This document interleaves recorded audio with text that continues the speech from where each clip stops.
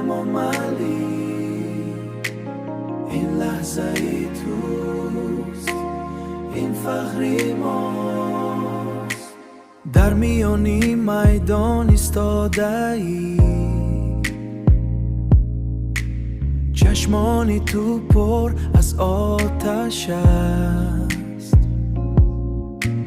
تمامی ملت به تو می‌نگرد، نفسی ما با نفسی تو یک است. هر یک قدمی تو وزنین است، مثل کورهای بابای ما.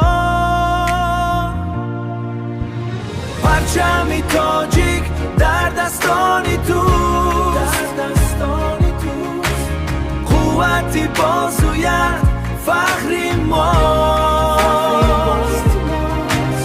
در 66 کیلو تو تنهایی، شعری میدان قهرمانی مایی.